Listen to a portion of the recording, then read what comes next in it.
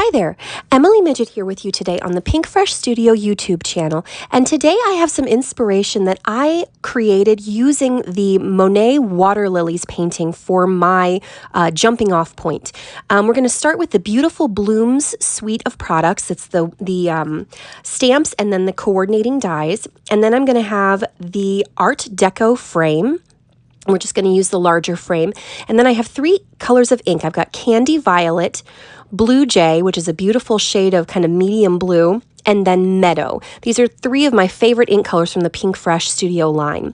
And so I have some watercolor paper that I am just kind of randomly blending these candy violet flowers, quote unquote flowers. Now the Monet Water Lilies painting it's an impressionist painting. So it's kind of your brain kind of fills in the gaps with this very loose style of painting. And so I am trying to emulate that very loose style by just giving the kind of illusion of these water lilies floating in a pool of water. I begin with the candy violet purpley pink color. It's kind of a bright fuchsia color, and I kind of randomly splotch some of those on some watercolor paper. And then I'm taking the Blue Jay and kind of blending around that to create that water.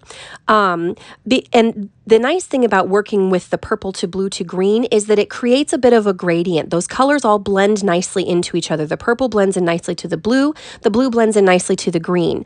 So now I have the Meadow ink, and we're adding some foliage. We're adding the leaves to the top of our water lily pond.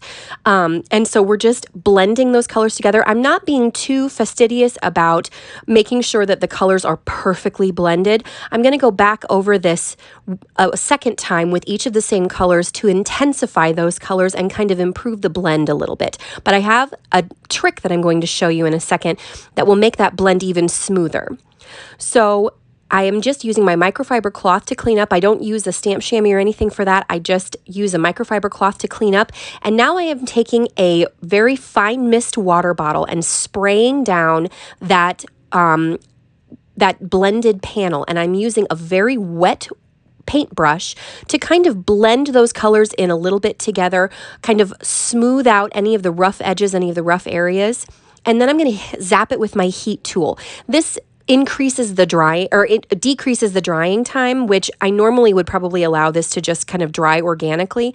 But for the sake of this video, I zapped it with my heat tool. And this is not perfect by any stretch of the imagination. It's a very, again, we're going for an approximation of what this might look like in Monet's painting.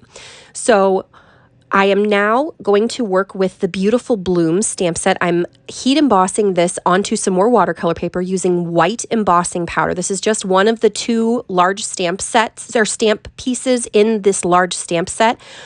And they stamp in one, it's one stamp for all three blooms. So I have just completely saturated my embossed panel with clean water with a large paintbrush. And now I am adding in drops of color onto that wet watercolor paper. Now if you've watched any of my videos before, I do not like white outlines on my watercolor, on any of my pieces, die cut pieces, when I have a color saturated background. So I am taking the Pinkfresh inks, the same inks that we used to create the background. I am setting them down on my glass mat, and I'm picking up the color with my very wet paintbrush so that I get very diluted versions of those same colors. And I am not paying a bit of attention to where the lines are on these embossed images, these heat embossed images. I'm just adding in, again, approximations of where these colors would go. We've got the leaves with the Meadow ink. The flowers are a combination of Candy Violet and Blue Jay inks, some of them mixed together to create a really lovely purple. And now that I have gotten those approximations of where the colors go, I am going to go back in and I'm going to, again, wet that area that I want those, the colors to be intensified. And I'm going to drop in some more color and allow those colors to kind of bloom out and create this very, whimsical, organic looking shading and shadows and color, intensification of color on these blooms. So I'm just picking up this slightly less diluted color from my glass mat. I've tapped my ink pad onto my glass mat. And I'm just picking that color up with my damp paintbrush and dropping it into those flowers that I've already dampened with clean water. Now, when I drop that color in, that color will spread, that color will bloom, and it will create this very pretty organic looking gradient from the center of the flower out. So now with the second flower, it's I want to create kind of a gradient from purple at the top down to blue. So I am wetting the entirety of the flowers themselves, and then I'm going to use those same colors, and I'm just going to drop those colors in and allow the purple and the pink to meld together, and that creates that gradient from the purple to the blue. So here we've got these lovely blue little morning glories or delphiniums or whatever they're supposed to be. And I'm just, again, wetting down the blooms with clean water and then dropping in the more concentrated color to allow that color to bloom outward and create that smooth organic fade.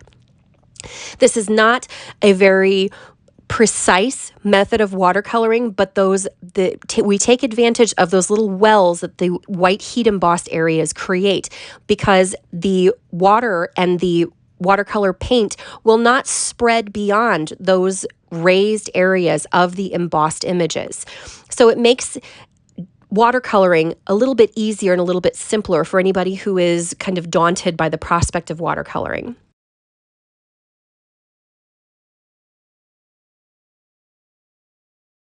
So now I am using the handy dandy one-piece die to cut out all three of these watercolored images. And you can see that because I was not paying any attention to where the lines were when I laid down my initial diluted layer of color, we're going to have some very nice color variation behind those colorful flowers.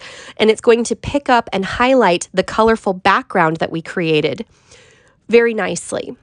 So now you can see I'm using a trick to kind of soften and smooth out those kind of rough, not perfect blended areas on the background that we created, that Monet-inspired water lilies background.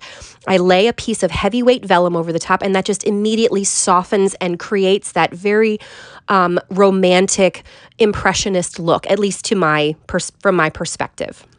So now I've taken the Art Deco frame and I've die cut some iridescent white shimmer cardstock, and I think that just picks up the colors in the especially the green in the watercolored pieces and the background very nicely, that iridescent coating on that white cardstock. So now I'm going to use some heavy duty adhesive. This is double-sided tape, and I'm going to adhere this to my vellum panel before I adhere the vellum panel down to my watercolored background. And I do this so that I know where I can hide the adhesive on my vellum panel. We don't want that adhesive kind of making a mess and leaving kind of unpleasant looking drops on that vellum panel. So we hide the adhesive behind that frame. So I have arranged my little flower cluster, and I've added some painter's tape and flipped it over. You could also use press and seal. There's a great technique with press and seal for this. I've flipped it over all in one piece, and I'm adding adhesive to the back, and I will not remove that painter's tape until I remove the release paper on the foam tape and add it to my card front. It helps to keep everything just where I want it. So now I have a pile of embellishments that I have hot foiled from other stamp sets or from other hot foil sets.